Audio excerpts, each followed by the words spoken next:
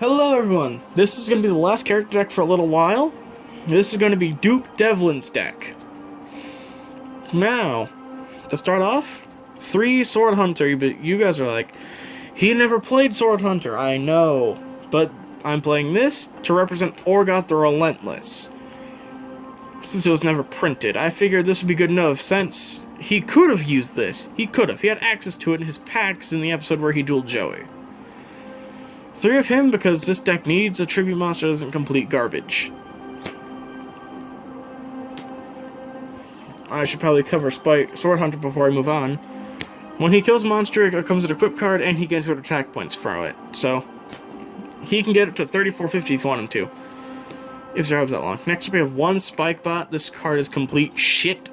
It's a tribute for an 1817. This card is bad, but he needed this to fill space. So here it is. Next up, his ace card, besides Orgoth, Strike Ninja. This card banishes 2 dark monsters to banish itself for a turn, which is a good way you can get around magic cards that can blow up monsters and all that, but its effect altogether is not really that good. He's essentially just a normal monster. 17, this is the best level 4 monster in the deck. So yeah. Next up, another card he'd never played, 2 Field Commander Raz. Because I wanted him to have a card that wasn't complete garbage and had a decent effect. So he's 16, 1200, he gets a warrior monster from the deck and puts it on top. Strike Ninja is your only target for this card because it can't target itself. So that's what I justify it being in there for. He can only target Strike Ninja with that. Next up to the cards he did play, Odie Tank T34, 14, 17. This card's alright. Level 4. It's okay. It's got a decent defense, but except from that, it's not really that great. Triple Uranzo. He did play this card. 13, 15. This card is not great, but it's better than some of the other cards you'll see, like the next few monsters. Triple Dark Assailant, 1200 both ways. It's level 4. It's okay. Well, it's not even okay, it's kind of bad, but it's there. 2 of 13th Grave, it's 1200, 900, a worse version of Dark Assailant. Again, not great, but it's there. And now, I think the best card in his deck, Roulette Barrel. This thing can get rid of literally any monster between the levels of 1 and 6. This card is crucial to Duke, because whereas I don't have all the luck cards he should have, I do have this, because I figured this would be good enough, and if he had any more, it'd be a bit OP. This is 1000 attack, 2000 defense. This card is great. I love this card. You can clear out literally almost anything that the original series characters would use. And the worst card in the deck, besides Spikebot, Dark Bat. This card is bad.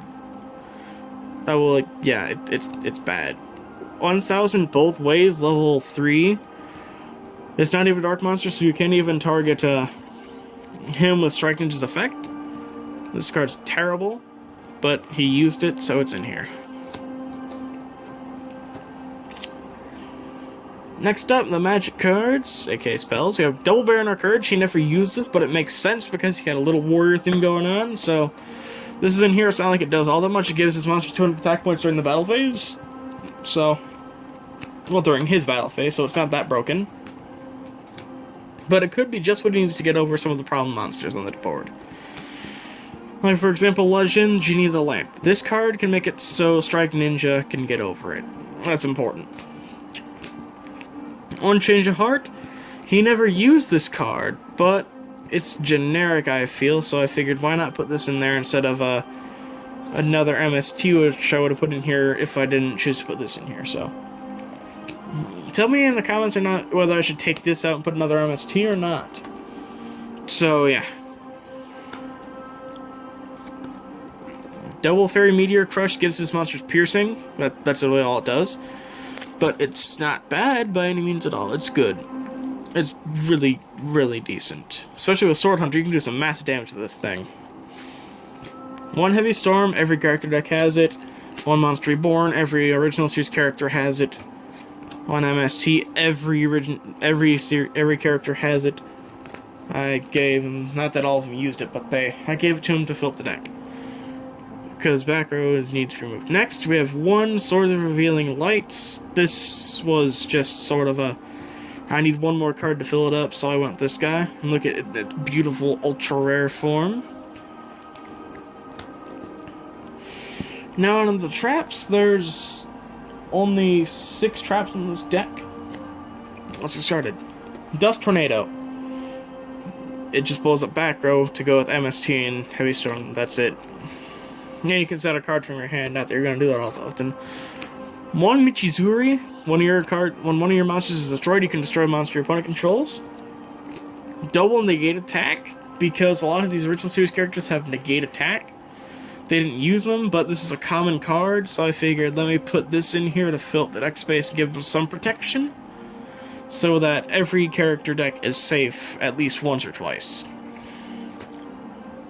Next, the most arguable decision in here, I put 2 trap holes in because, like I said before, this is in here to cover more space and to give characters an out to cards that could be a problem that they couldn't really handle any other way.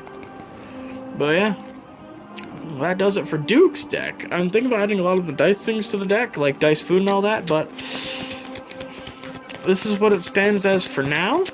And I trust this is one of the shortest videos I've ever done, because most of the monsters in this deck are normal monsters. So, thank you all for watching very much, and be sure to stop by for the character deck duels I'll have going up soon.